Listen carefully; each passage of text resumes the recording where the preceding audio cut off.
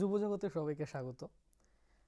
আমি আপনাদের সাথে অনেক কথোপকথনে ত্রিপুরার কিছু ট্যালেন্টেড যুবা শিল্পীদের সাথে আপনাদের পরিচয় করিয়েছি। আজ তেমনই একজন খুবই মেধাবী, প্রতিভাবান একজন শিল্পীর সাথে আপনাদের পরিচয় করাবো, যে ইতিমধ্যেই miss VC India, queen of India যে খেতাবটা রয়েছে, টাইটেলটা রয়েছে, তার অধিকারী হয়েছে। মিস তৃষিতা চৌধুরী, তোমায় অনেক অনেক স্বাগত দূরদর্শনের পর্দায়। এই যে খেতাব জয়, তার সাথে অনেকগুলো টাইটেল জুড়ে রয়েছে আমার যতটা জানা। আর তোমার জার্নিটাও খুব রিমার্কেবল। একটু যদি বলো যে কি কি টাইটেল তুমি এর পাশাপাশি। প্রথম তো টাইটেলটা যেটা আছে miss ভিএসি queen of India 2024, miss ক্যাটাগরির যে উইনার, এটার সাথে সঙ্গে আরও কিছু অনেকগুলো রাউন্ড হয় যেটার থ্রুতে উইনার ডিক্লেয়ার করা হয়, ফার্স্ট, সেকেন্ড, থার্ড। তো সেটার অনুযায়ী আরও কিছু পয়েন্টস দেওয়া হয় যদি তোমার অন্য কোনো কোথাও ট্যালেন্টটা যেটা ভালো থাকে আর কি। তো সেই অনুযায়ী আমাকে আরও দুটো ক্রাউন দেওয়া হয়েছে, যেটাকে সাবটাইটেল বলা হয়। একটা হচ্ছে কুইন অফ রানওয়ে, যে ওয়াকটা আমরা করি, সেই ওয়াকটার যে মানে ওটার মধ্যে সব থেকে বেস্ট ওয়াক আমার ছিল, তো সের জন্য একটা কুইন অফ রানওয়ের একটা ক্রাউন স্যাশ আমাকে দেওয়া হয়েছে। আরেকটা দিয়েছে কুইন অফ চার্ম, পার্সোনালিটির উপরে দেওয়া হয়েছে। আমার যতটুকু কন্ট্যাক্টস, নেটওয়ার্কিং, ওদের সাথে কথা বলা, ইন্টারাকশনের উপরে, ওরা দেখলো আমার পার্সোনালিটিটা ওদের ভালো লাগলো, তার জন্য চার্মের জন্য একটা ক্রাউন আর একটা টাইটেল দেওয়া হয়েছে আর কি। এই দুটোর সঙ্গে আরও সব টাইটেল। অনেক অনেক কংগ্রাচুলেশনস, সবগুলো টাইটেল ওয়েল ডিজার্ভড। আমি একটু তোমার ব্যাপারে জানতে চাই, যেটা তুমি হয়তো অনেক জায়গাতে এই প্রশ্নের উত্তর দিয়েছো গতানুগতিক। তোমার ব্যাপারে, হু ইজ তৃষিতা, তোমার আপব্রিঙ্গিং, কোথায় থাকো? আগরতলারই তুমি, এবং কি কি পড়াশোনা করেছো বা কি করছো, কি পারসু করছো সবটা? আগরতলার মেয়ে, তো সেই রকম ভাবে ছোটবেলাটা স্কুল এখান থেকেই করা, অক্সিলিয়াম গার্লস স্কুল থেকে পড়া। এরপরে আমার হায়ার সেকেন্ডারিটা আমি হিন্দি স্কুল থেকে করলাম, হিন্দি হায়ার সেকেন্ডারি স্কুল থেকে। ঠিক এরপরে কলেজের জন্য দিল্লি চলে যাওয়া। কোভিডের তখন পিক টাইম চলছিল 2020-তে। বোর্ডসের পরে ভাবলাম যে না, বাইরের একটু এক্সপোজার দরকার। তো আমার গ্র্যাজুয়েশনটা আমি অ্যামিটি ইউনিভার্সিটি নয়ডার থেকে করলাম। কমার্সের লাইনেই সবসময়ই ছিলাম, তো সেখান থেকে বিকম অনার্সটা আমি কমপ্লিট করলাম, মার্কেটিংয়ে একটা মেজর নিলাম। এরপরে আমি একটা বছর I wanted to get some experience, কিছু কাজ করার এক্সপিরিয়েন্স চাইছিলাম। তো একটা ইউএসএ কোম্পানির সাথে, এক বছর স্টার্ট আপ কোম্পানির সাথে কাজ করলাম। ঠিক এরপরে ভাবলাম যে একটু এমবিএ করা দরকার, একটু প্রফেশনাল গ্রোথেরও দরকার। তো সেটার জন্য পরীক্ষা দেওয়ার পরে এখন আমি কারেন্টলি এমবিএ করছি new Delhi institute of management থেকে। আমার বিশেষজ্ঞ বিষয় হয়েছে মার্কেটিং আর ডিজিটাল মার্কেটিং নিয়ে আর কি। তো এখন ফার্স্ট ইয়ারটাই কমপ্লিট করছি আর কি। ডিজিটাল মার্কেটিং মানে বুমিং একটা ইন্ডাস্ট্রি, বুমিং ইন্ডাস্ট্রি। তো সেই নিয়ে মার্কেটিং, ট্রেডিশনাল মার্কেটিং এ অনেকটাই ন্যাক আছে, অনেকটাই বাড়ি থেকেও, আমার বাড়িতে আমার মা বাবার জব প্রোফাইলটাও মার্কেটিং বেস। তো অনেক ছোটবেলা থেকে আমি অনেকবার বলি যে মা বাবা বলার আগে হয়তো মার্কেটিং শব্দটা প্রথম বলেছিলাম। তো এটার একটা ফ্যামিলি টাচ পেয়ে হয়তো এটা নিয়ে আরো পড়াশোনা করার ইচ্ছা জাগলো। তারপর দেখলাম যে মার্কেটিং এর সাথে আজকাল ডিজিটাল মার্কেটিংটা একটা গ্রোয়িং মার্কেট, প্রচুর ফিউচার আছে, it is the next destination of future. তো সেটাকে নিয়ে ভাবলাম আর একটু পড়াশোনা করে এখন ওই লাইনে একটা কিছু করার আর কি। মার্কেটিং শব্দটা বললে, এর সাথে যদি আমি একটু প্যারালাল টানি, মার্কেটিং খুব লেম্যানের টার্মে যদি বলা হয় তাহলে it means presenting something in a branded manner, in a proper manner. তো তুমি এই প্রেজেন্টেশন তোমার জীবনে নিশ্চয়ই খুব বড় সিগনিফিকেন্স রাখে, কারণ তুমি যে খেতাবটা পেয়েছো, টাইটেলটা পেয়েছো, তার মধ্যেও নিজেকে প্রেজেন্ট করা, নিজের আইডিয়াস প্রেজেন্ট করা, এই একটা মানে সৌন্দর্যের জন্য কোনো খেতাব পাওয়া বা এই পার্সোনালিটির জন্য কোনো খেতাব পাওয়া, তার পেছনে অনেকটা হোমওয়ার্ক থাকে। আর তার সাথে নিজের পার্সোনালিটিটার অনেক বলা যায় ওই লেভেলের গেম যেরকম আমরা পার করি, সেরকম চ্যালেঞ্জেস করতে হয়। তোমার কি অভিজ্ঞতা সেই দিকে? এটাকে নিয়ে মানে সেটাই যেটা তুমি বললে, বিউটি প্যাজেন্ট, তো এটার মধ্যে অনেকটা লেভেল থাকে। আগে একটা কনসেপ্ট ছিল যে বিউটির মধ্যে শুধু এক্সটার্নাল বিউটিটাকে দেখা হতো, এখন তো এইখানে অভিজ্ঞতা আমি দেখলাম যে তোমার শুধু এক্সটার্নাল বিউটিটা না, তোমার ভিতরে যে as a human being, as an individual তুমি কে, ওই জিনিসটাকে তোমার বেস্ট ওয়েতে, যেটা তুমি বললে মার্কেটিং করতে লাগে, তোমাকে নিজেকে নিজে পিচ করতে লাগবে ও জাজেসদের কাছে যে তুমি কেন এই টাইটেল, এই ক্রাউনটা যে আজকে পেলাম, এটা তুমি কেন যোগ্য, কেন ডিজার্ভ করো।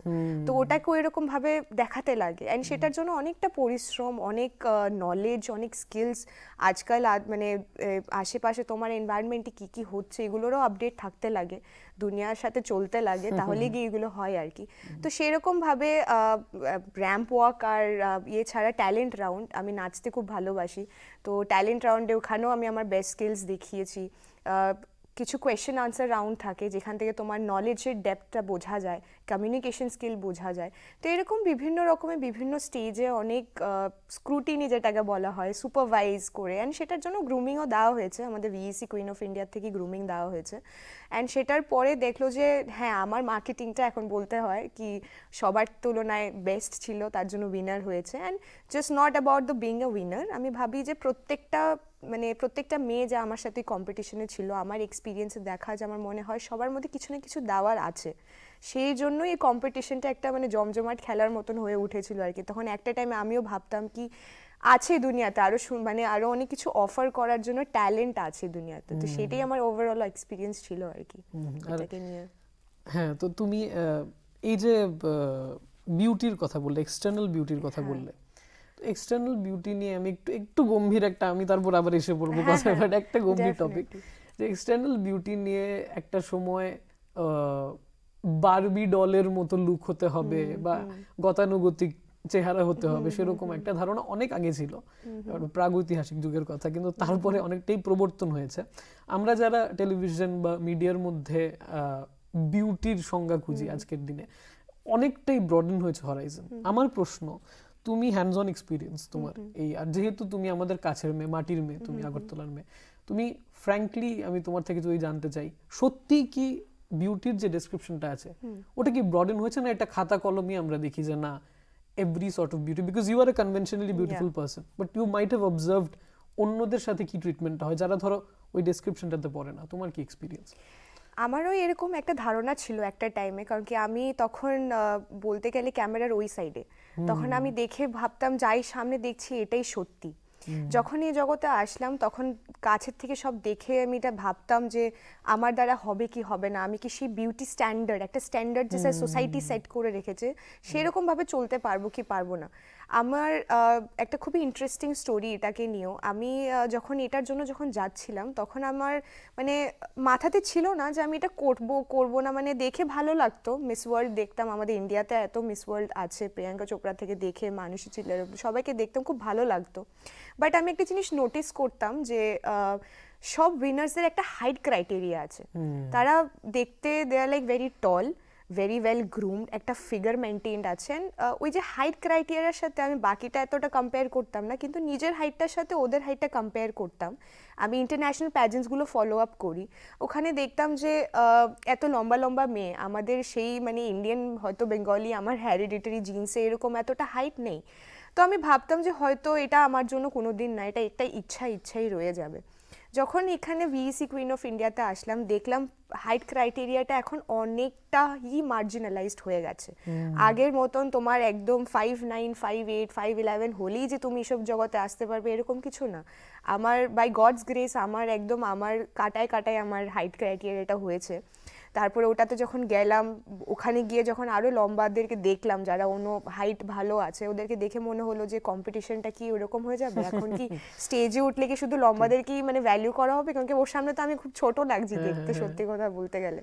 তারপরে দেখলাম যে না, অ্যাকচুয়ালি যাদের অ্যাকচুয়ালি সোসাইটিকে আপব্রিঙ্গিং করার যে প্যাশনটা থাকে না, আমাদের যেরকম ভিইসির যে সিও আছে আর কি, উনি চেয়েছে যে মেয়েদেরকে আনতে যারা পৃথিবীর প্রত্যেকটা কোণাতে আছে, আমাদের ভারতবর্ষের প্রত্যেকটা কোণাতে আছে, যেরকম দেখতে হোক যেরকমই হোক, ওদেরকে এনে গ্রুমিং করে ওদের বেস্ট পার্সোনালিটিটার উপরে ওদেরকে ওভারঅল জাজ করা হবে। দেখতে কি করবে, দেখতে তো সবাই সুন্দর, ভগবান তো সবাইকে সুন্দরই বানিয়েছে, এটা তো একটা সোসাইটাল স্ট্যান্ডার্ড যে বলছে তুমি দেখতে সুন্দর তুমি খারাপ। তো সেই দেখে আমি মনে করলাম যে কনফিডেন্সটা ফিরে আসলো কি না, হয়তো আমার সাথে অন্য কারোর কম্পিটিশনটা it is a positive competition, it is a good competition, it is not negative. কি ও লম্বা দেখিয়ে বা ও সুন্দর দেখে ও ফর্সা দেখিয়ে যে একমাত্র জিততে পারবে এরকম কোনো কিছু না। আজকে আমি ক্রাউনটা নিয়ে এখানে বসে আছি, আমার মধ্যে সেই জিনিসটা আছে, একটা ফ্যাক্টর আছে, একটা এক্স ফ্যাক্টর আছে দেখে আজকে এখানে বসে কথাটা বলতে পারছি। তো এখন হ্যাঁ বলবো ফাইটটা চলছে, বিউটি স্ট্যান্ডার্ডটা পুরোপুরি সরে যায়নি, আছে এখনও বিভিন্ন জায়গাতে বিভিন্ন রকমভাবে এটার একটা এফেক্ট রয়ে গেছে, কিন্তু বলবো যে হ্যাঁ আগের তুলনায় সেই বারবি ডলের, আমিও বারবি ডল নিয়ে খেলেছি তো আমি জানি, সেই একটা কনসেপ্ট থেকে এখন অনেকটা ব্রড, এখন অনেকটা ওপেন, এখন সবাই বোঝাতে পারে বলতে পারে, অ্যান্ড সে নিজের মতন করে নিজেকে গ্রুম করে নিজের বেস্ট সেলফ আর কি, তুমি নিজে ফিল বেস্ট করলে তুমি বেস্ট দিতে পারবে, বাকি তুমি সব থেকে লম্বা মানুষ হলেও পৃথিবীতে কিছু করতে পারবে না। মজার ব্যাপার হলো কজ এন্ড এফেক্টের ব্যাপারটা, এখন বারবি ডল ম্যানুফ্যাকচারিং কোম্পানিজও বিভিন্ন ধরনের বারবি ডল ম্যানুফ্যাকচার করতে বাধ্য হচ্ছে টু রিডিফাইন দ্যাট স্ট্যান্ডার্ড। তো এই যে ইন্ডাস্ট্রি বা একটা ধারা, তুমি বলতে পারো this is a different field of craft. তো এখানে তোমার নিজস্ব যে ধারণাগুলো আছে, আইডিওলজি আছে বা সোশ্যাল কজের প্রতি নিজের প্যাশন যে আছে ওটাকেও অনেকটা অ্যাকাউন্টে রাখা হয়, কারণ তোমরা একটা বড় পেডেস্টালে আছো, তোমরা জিনিসটাকে আরো হয়তো কোনো একটা ইস্যুকে অ্যাম্পলিফাই করতে পারো, সেই প্রেশারটা কতটা? প্রেশারটা সত্যি কথা বলতে গেলে আমি এটা প্রেশার হিসাবে নিই না, আমি ফিলও করি না, কেউ বললেও জিনিসটাকে এতটা মাথা দিই না আমি কি যেটা খুবই প্রেশার। কারণ কি আমার মতে মনে হয় সব থেকে বড় কথা হচ্ছে সমাজের জন্য কাজ করাটা না শুধু আমাদের প্ল্যাটফর্মের জন্য নয়, পৃথিবীর প্রত্যেকটা মানুষের জন্য করা, এটাও সবার করা দরকার, ঠিক আছে? যা যে করতে পারছে ভালো কথা, যে করতে পারছে না আমি বলবো যে ডেফিনেটলি করো, প্রেশার হিসাবে না, একটা দায়িত্ব হিসাবে করো যে তোমার এটা পার্ট অফ ইয়োর জার্নি।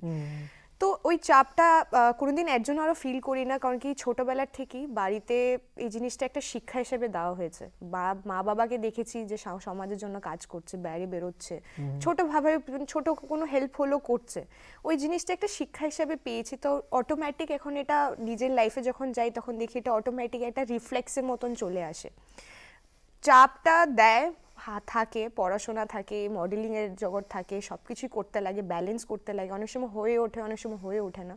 তো আমি এটাকে চাপ না দেখে মনে করি যখনই যে সময় পাই যে এখন একটা একটু উইন্ডো আছে আমার কাছে একটু কিছু করার, তো ডেফিনেটলি গিয়ে করি। আর আমি এমনিও পিরিয়ড সোসাইটি আগরতলা আর পিরিয়ড সোসাইটি দিল্লি এনসি যার সাথে আমার যুক্ত আছে, কারণ কি আমার উইমেন এম্পাওয়ারমেন্টের যে ভিশনটা আছে ওটার সাথে আমি ভলেন্টিয়ার করি, গিয়ে সেরে sanitary pads and everything distribute করা, অ্যাওয়ারনেস অ্যাবাউট উইমেন হেলথ, এইসব জিনিস নিয়ে আমি অলরেডি অনেক বছর ধরেই আর কি। তো আমার মনে হয় এটা এখন আমার একটা রুটিনের মাঝখানে পড়ে, তো রুটিন হওয়াতে এটাকে আমার একটা ফোটাও চাপ মনে হয় না আর কি, এটাই আর কি। খুব ভালো কথা বললে। আর অ্যাট দ্য সেম টাইম যে জিনিসটা অ্যাকনলেজ করা উচিত যে তোমরা একটা ভিজিবল প্ল্যাটফর্মে আছো, তোমাদের কনস্ট্যান্ট সোশ্যাল মিডিয়া বা বিভিন্ন মাধ্যমে ভিজিবিলিটি বজায় রাখতে হয়, কিন্তু আমরা সবাই জানি আনস্পোকেন ব্যাপার যে social media is it's sort of a heaven for Eve teasers, to be very honest. তো এই প্রতিবার যতবারই আমরা সোশ্যাল মিডিয়াতে যাচ্ছি একটা ট্রমা নিয়ে ফিরে আসতে হচ্ছে আমাদের, এটা ম্যানেজ করা, ব্যালেন্স করা ইজ আ হিউজ ডিল। তোমরা এতটা রেজিলিয়েন্স আছে বলেই হয়তো আজকে এই প্ল্যাটফর্মে তোমরা আছো। এগুলো তোমায় এফেক্ট করে কিনা আমি জিজ্ঞেস করতে অ্যালাউড কিনা আমি জানি না, but if you would like to answer that. না, এটা নিয়ে কথা বলা দরকার, আমার মতে মনে হয় কি মানুষ জানে না যে কোন সময় কোথায় কি বলতে হয়, কি করে করতে হয়, আর ডেফিনেটলি যদি কথা না বলো তাহলে এই জিনিসগুলো কোনোদিন যাবে না সমাজ থেকে। এই যে নেগেটিভিটিটা আগে ছিল নেগেটিভিটি না, ওই চারটা লোকের মাঝখানে ছিল, যে বাড়ি থেকে বেরিয়ে একটা কোথাও গেলাম, চারটা লোকের সামনে দাঁড়িয়ে ক্রিটিসাইজ করে চলে আসলাম। এখন জিনিসটা social media was suppose two be a বুন, ইট ওয়াজ আ ব্লেসিং, এটাকে ঘুরিয়ে এটাকে নেগেটিভ একটা প্ল্যাটফর্ম কারা বানাচ্ছে? আমরাই বানাচ্ছে, আমাদের মতো নর্মাল মানুষরাই বানাচ্ছে। তো এখন ফ্রিডম অফ স্পিচটাকে না অনেকটা এক্সপ্লয়েট করে দিয়েছে সবাই মিলে। ওরা ভাবছে যে আমার হাতে ফোন আছে, আমার কাছে ইন্টারনেট আছে, আমার সামনে আমি একটা জায়গাতে বসে রয়েছি, যে জানে না আমি কোথায় বসে রয়েছি, তো আমি আরেকজনকে যা ইচ্ছা তা বলতে পারবো।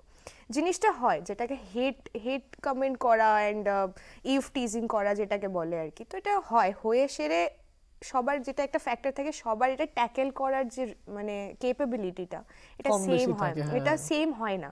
ঠিক আছে, কেউ একজন এটাকে খুব লাইটলি নিল, কেউ এটাকে অনেক মনে লাগালো।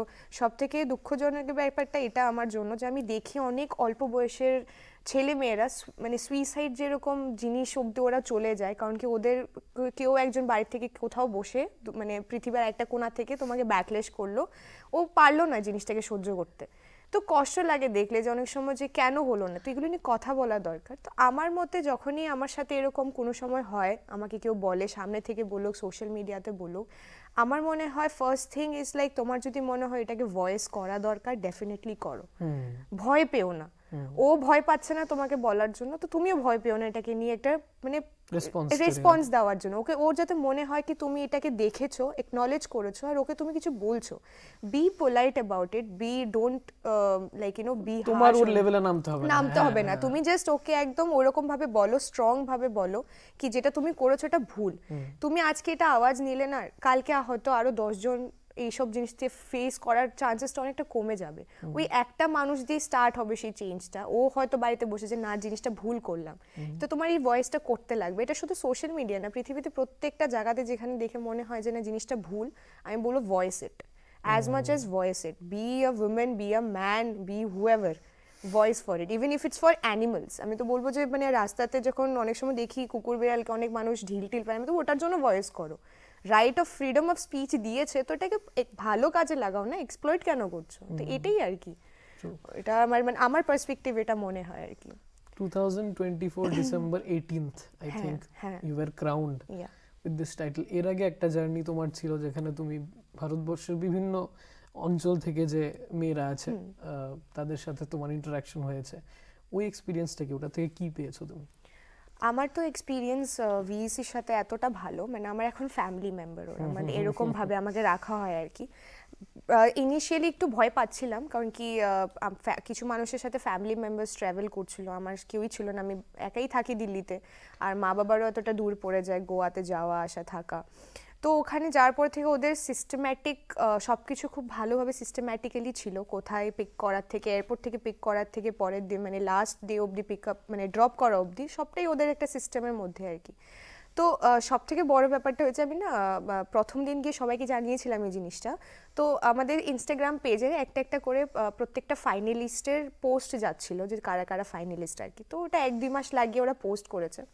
তো আমি সবাইকে স্টক করে নিয়েছিলাম, ঠিক আছে, সব ক্যাটাগরি সবাইকে, কি আমার মিস ক্যাটাগরিতে কে কে আছে আর মিসেস ক্যাটাগরিতেও কে কে আছে, সবাই কে কি করে এরকম আগে স্টক করে একদম ফুল ইনফরমেশন আমার জানা আছে, নাম, কোথা থেকে বিলং করে সব, ঠিক আছে, যাতে আমি গেলে at least, and I like to do my own homework, when I see somebody I don't want to feel like I don't know that person, I have something to say, এরকম আর কি। তো একটু এটাও একটা মাথাতে চলে অনেক সময় মেয়েদের মধ্যে একটু there is some friction sometimes that happens, and এইসব বিউটি প্যাজেন্ট কম্পিটিশন এই জিনিসটা থাকে, ঠিক আছে, একটা ইনফিরিটি সুপিরিটি কমপ্লেক্স কিছু মানুষের থাকে, আই কান্ট চেঞ্জ এভরিবডি।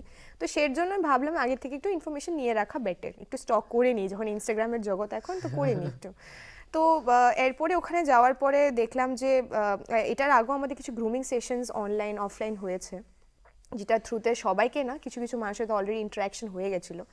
তো ওখানে যাওয়ার যখন ওখানে গিয়ে পৌঁছলাম, আমি রিয়েলাইজ করলাম যে এটা শুধু বিউটি প্যাজেন্ট না, এটা একটা গ্রুপ ভ্যাকেশন হতে যাচ্ছে, ঠিক আছে না, সবাই এখানে সব যত মহিলারা আছে, মানে আমাদের মিসেস ক্যাটাগরিতে 56 ইয়ার্সেরও একজন মহিলা ছিল যিনি পার্টিসিপেট করছিল, and what a women, 56 husband নিয়ে এসছে, মানে নাতি আছে, সব আছে, সবাইকে নিয়ে এসছে, and they are supporting, and like what a women.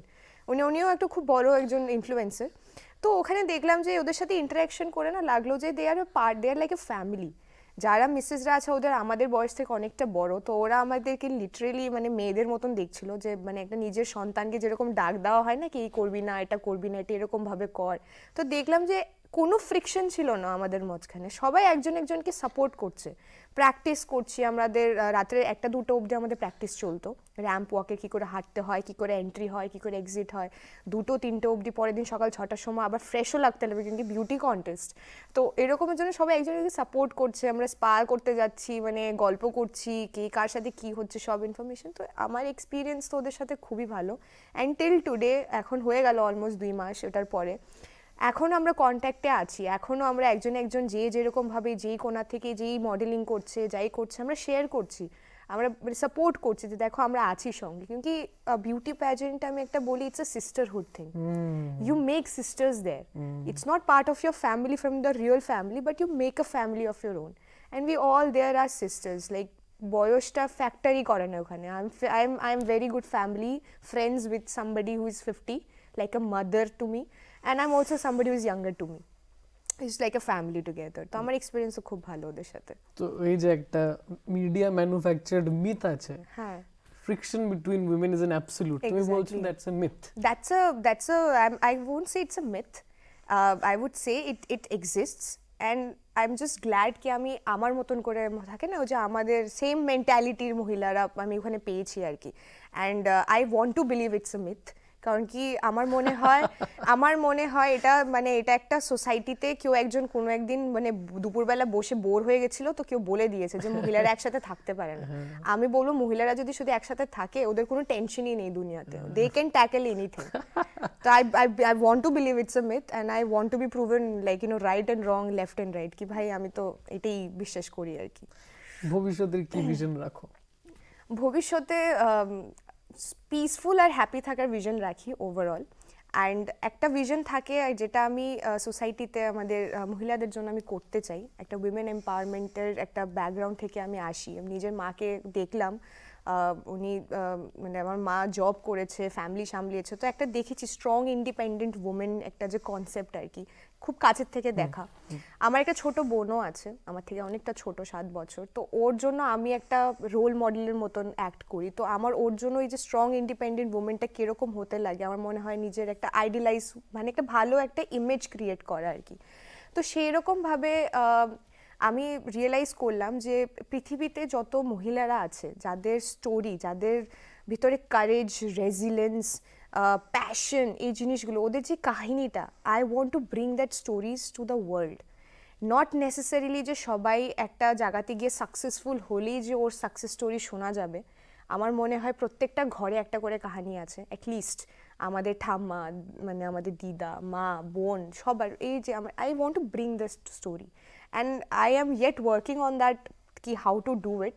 But I believe কি ওই কাহিনীগুলো একটা প্রত্যেকটা ঘরে মানে হয় না নেইবারহুড স্টোরিজ, ওইগুলো I want to bring it to people to inspire everybody, no gender bias. I want to inspire everybody that take that story, learn from it. And সবথেকে ইন্টারেস্টিং ব্যাপারটা এটা হয়েছে আমার যে উইনিং কোয়েশ্চেনটা ছিল, আমাকে জিজ্ঞেস করা হয়েছিল who is your role model in life, এটা আমার উইনিং কোয়েশ্চেন ছিল। That was supposed to be my next question. Thank God. তো আমি একসাথে দুটোটা আনসার করে দেবো। তো that was a winning question, and আমি অ্যান্ড থ্যাংক গড আমাকে এই কোয়েশ্চেনটা জিজ্ঞেস করেছে। মানে আমার মনে হয়েছিল কোয়েশ্চেনটা না আমার জন্যই বানানো হয়েছে, ঠিক আছে। তো ইউজুয়ালি লোক আমার থেকে এক্সপেক্ট করছিল এটা ইউজুয়ালি আনসার বাড়িতে মেয়েদের মা থেকে স্টার্ট হয়, আর আমিও বলবো আমারও কাহিনী আমার মার থেকে স্টার্ট হয়েছে। বাট আমার আই থিঙ্ক একটা টাইমের পরে না আমি রিয়েলাইজ করলাম যে কথাটা আমি বললাম আর কি, যে one person can't be your inspiration for the rest of your life.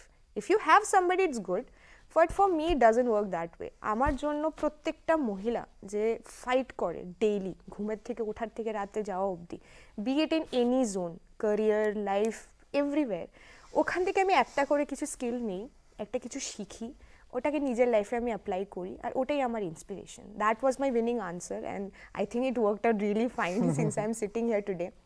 And সেটাই আমি বলতে চাই যে আমি আমার মা, আমার বোন, আমি এরকম না, প্রত্যেকটা মহিলা যাদের মধ্যে ওই একটা মানে বাত হ্যাঁ, ওই জিনিসটাকে নিয়ে আমি মানে আমার নিজের লাইফে ইন্সপিরেশন নিয়ে রাখি আর কি। এটা আমার লাইফে অনেক জায়গাতে এসে, স্কুল থেকে, টিচার্স থেকে আরম্ভ করে বাড়িতে, ফ্যামিলি, ফ্রেন্ডস, সবখান থেকে পাই আমি জাস্ট বসে ওদের থেকে শুনি, দেখি, আমি বলে क्या औरत है এরকম আর কি একটা ব্যাপার আর কি। তোমার এখনো ইউ আর ভেরি ইয়াং, তবু তোমার অনেকটাই তোমার জার্নিটা বড় বলা যায়। It's a very broad journey. তো ওই জার্নিতে তুমি ইউ আর পারসুইং MBA, একটু আগে আমায় বললে তুমি।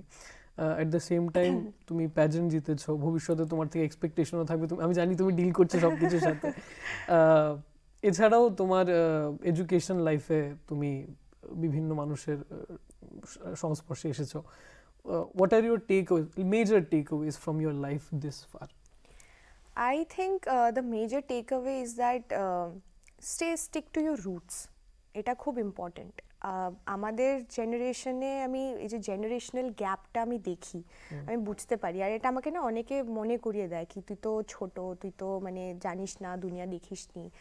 আমি অনেক সময় আমার মা বাবার সাথেও এটা বলি কি তোমরা ওই দুনিয়াটা দেখোনি যেটা আমরা দেখি এখন, তুমি দেখলে তোমরা মানে বেরোবে না বাড়ির থেকে, এরকম আর কি। স্টিক টু ইউর রুটস, খুব ইম্পর্টেন্ট। তুমি যেখানেরই মানে যেরকম লাইফে যেরকম সিচুয়েশনে পজিশনে তুমি থাকো, তুমি কোথা থেকে বিলং করো, তোমার কালচার, তোমার রিলিজিয়ন, তোমার বিলিভস, তোমার perspective, stay true to them. And এটা যদি না থাকতো আমি হয়তো এতটা মানে যতটুকু করতে পারছি লাইফে, যতটুকু করেছি আর যতটুকু করতে চাই, এটা যদি আমার ব্যাকগ্রাউন্ডে না থাকতো তাহলে হয়তো আমি করতে পারতাম না বলে। কারণ কি আমি দিল্লিতে থাকি, দিল্লিতে থাকার পরে আমি এখন দিল্লির মানুষের মতন দেখতেও না হয়তো আর বলতেও পারি না, মানে ঠিক আছে আমার মাদার টাং বাংলা, বাট আমি যে বাঙালি হয়ে যে একটা গর্ব করি আর কি। বাঙালিরা তো সব জায়গাতে আছি, আমার তো মনে হয় পৃথিবীর প্রত্যেকটা কোনাতে একটা বাঙালি তো আছে, ঠিক আছে, মানে উই আর অমনি প্রেজেন্ট আর কি, ঠিক আছে। আমার বন্ধুরা আমার সাথে অনেকটা এটাকে নিয়ে ঠাট্টা করে কি তুম লোক তো হর জায়গা হো। তো আমার মনে হয় কি ওই যে আমার ভিতরে যে আমার যে অ্যানসেস্ট্রাল, আমার কালচার, আমার সব কিছু, এটাকে নিয়ে I want to make something big about it, and I just stick to it. And সব থেকে বড় যেখানেই লাইফে পৌঁছে যায় না কেন, আমার মনে হয় I want to stay very grounded. কারণ কি লাইফের সাকসেস কি আছে, কি হবে কি হবে না, সেটা এতটা ভেবে লাভ নেই। আমি আমার নিজের কর্মটা করে যাব, বাট যেখানেই পৌঁছাই যাতে এটা বারবার মনে থাকে যে কোথা থেকে বিলং করি, let me stick to my, এই যে বলে না মাটির মেয়ে, ওটাই যাতে থাকি। Very nice, very well answered. তুমি প্যাজেন্ট জিতে আসার পর কলেজে একটা এনভায়রনমেন্ট পেয়েছো, বাড়িতে এসে পাচ্ছ, ত্রিপুরাতে একটা পাচ্ছ, তোমাকে নিশ্চয়ই অনেকে ফিল্ম মুভিজের আইডিয়াও দিচ্ছে, এদিকে তোমার ইন্টারেস্ট পিক করার চেষ্টা করছে। How are you managing this things? কি কি শুনতে হচ্ছে তোমার ইন জেনারেল? আমি তো বলবো আমি অ্যাকচুয়ালি আমার পার্সোনালিটিটা জানি না এখন কিরকম লাগছে, বাট আমি খুব মজা ঠাট্টার মধ্যেই থাকি আর কি। আমার ভালো লাগে লাইফটাকে এতটা সিরিয়াসলি নিলে তো সারা জীবনই মানে থ্যাঙ্ক গড সারা জীবন যদি আমি সিরিয়াসলি থাকি তাহলে তো আর মানে মজাটা কবে করবো, আমি এটাই ভাবি আর কি। তো আমাকে বলে, অ্যান্ড আমিও বলি কি দেখো এখন যদি আমাকে কোনো ভালো একটা ডাইরেক্টর কোনো ফিল্ম দিয়ে দেয়, কে না করবে, কে না করবে কেন? আমিও সঞ্জয় লীলা ভান্সালির সাথে কাজ করতে চাই। I have no issue with it, definitely. But মানুষ আমাকে আইডিয়া দেয়, আমি আইডিয়া নেই, আর আইডিয়াটাকে নেওয়ার পরে ভাবি যে এখন গিয়ে সেরে তো আমি এখন শাহরুখ খানের বাড়ির সামনে দাঁড়িয়ে থাকলে তো আমাকে দেবে না, I have to work through it. I have to build a stature, তাতে যাতে মানে একদিন যাতে শাহরুখ খানও আমাকে বলে কি তুই একটা মুভি কর আমার সাথে, এরকম একটা পজিশনে পৌঁছাতে লাগবে আর কি। তো এটার পেছনে এতটা ভাবি না, আমাকে আইডিয়া দেয়, আমি শুনে সেটা হাসি, ওদের সাথে একটা মানে মজা করে জিনিসটাকে বাদ দিয়ে আমি যেটা আমার হাতে এখন অলরেডি আছে, যে লোকগুলো আমার সাথে কাজ করছে, ওদের আমার গ্রুমার থেকে আরম্ভ করে সবাই যা অফার আসছে আমি ওটার মধ্যে বেস্ট দিচ্ছি। আমি জানি যে এটা বেস্ট দেওয়ার পরে যে ফিলিংটা থাকে না, ওটাই আই থিঙ্ক ওটাই এক ধরনের ফিলিং যেটা হয়তো একটা কোনো ফিল্ম করেও আমি নাও পেতে পারি, who knows, I don't no.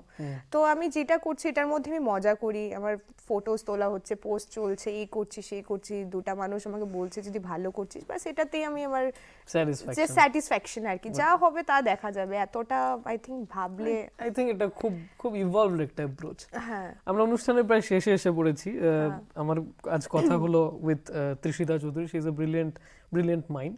আমি তোমায় রিকোয়েস্ট করব, তোমার since Doordarshan is a national channel, আর হয়তো কোনোদিন তোমার এই বার্তাটা এখন যেটা হয়তো তুমি বলবে সেটা কোনো একটা বাচ্চা শিশুর কাছে পৌঁছবে যে ইন্সপিরেশন পাবে। What is your message to that future kid? কি বলতে চাও তুমি?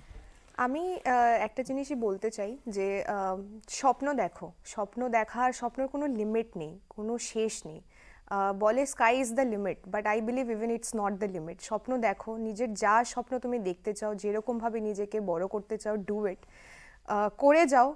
এটার ফলের চিন্তা করো না কি হবে কোথায় হবে, কিছু না। নিজের হার্ডওয়ার্ক, নিজের বেস্ট তুমি যখন দেবে, তুমি দেখবে অটোমেটিক তুমি এমন জায়গাতে পৌঁছে গেছো যেটা তুমি কোনোদিন হয়তো ভাবতেও পারোনি। তার জন্য কোনোদিন হেজিটেট করো না। আমি বলবো যে আমি এটা করলে কি হবে কি হবে না, and all like that, just go for it. আমার তো এটাই মেসেজ থাকে সবার জন্য। Thank you so much. আমার আজ কথোপকথন হলো, কনভারসেশন হলো উইথ মিস ত্রিশিতা চৌধুরী। ও আমাদের স্টেটকে রিপ্রেজেন্ট করছে আমার ন্যাশনাল লেভেল। আপনারা সবাই ভালো থাকবেন, আবার দেখা হবে আগামী এপিসোডে। নমস্কার।